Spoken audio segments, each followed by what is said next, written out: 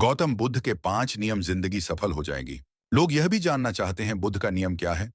ये उपदेश है: हत्या न करना, चोरी न करना, यौन शोषण न करना, मिथ्या भाषण न देना और मादक पदार्थों का सेवन न करना।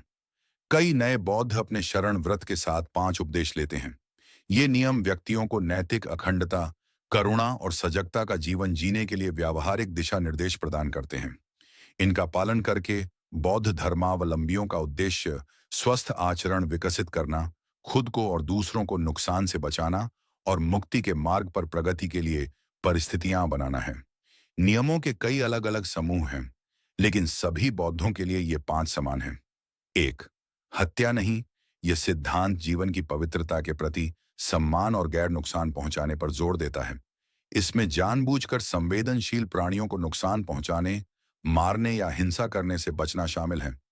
व्यक्तिगत कार्यों से परे इसमें वे तरीके शामिल हो सकते हैं जिनसे हम समाज में ऐसे कार्य करते हैं जो पर्यावरण की हत्या या विनाश को बढ़ावा देते हैं। 2.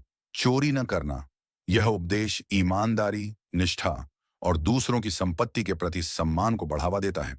इसमें चोरी, धोखाधड़ी, बेईमानी या शोषण से बचना शामिल है।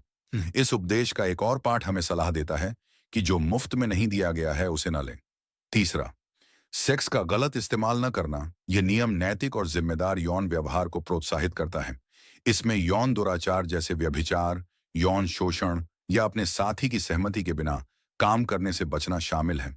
मूल विचार यह है कि कामुकता का किसी भी तरह से उपयोग न करें जिससे दूसरों, खुद को या समाज को नुकसान पहुंचे। 4. झूठी बातें न बोलना। यह उपदेश ईमानदारी, सच्चाई और जिम्मेदार भाषण को बढ़ावा देता है। इसमें झूठ बोलने, गपशप करने, बदनामी करने या हानिकारक भाषण देने से बचना शामिल है। साथ ही कई बौद्ध मानते हैं कि ऐसी परिस्थितियां होती हैं जिनमें पूर्ण सत्य बोलना न तो उचित होता है और न ही फायदेमंद होता है, और इसलिए इस उपदेश को विशेष रूप से स्थिति निर्भर के रूप में देखा जा सकता है।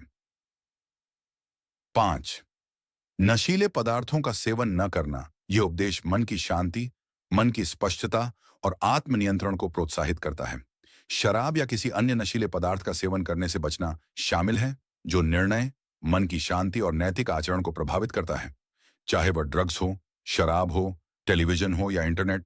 अगर यह आपके दिमाग को अस्पष्ट करता है, तो यह आपको वह स्पष्ट दृष्टि विकसित करने में मदद नहीं कर रहा है जिसे बौद्ध अभ्यास विकसित करने के लिए बनाया गया है। फिर से इस उपदेश की बौद्धों द्वारा अलग अलग तरीकों से व्याख्या की जाती है, जिसमें सख्त संयम से लेकर मध्यम खपत तक। बौद्ध धर्म के कुछ स्कूलों के मामले में कुछ अनुष्ठानों में शराब का उपयोग शामिल है।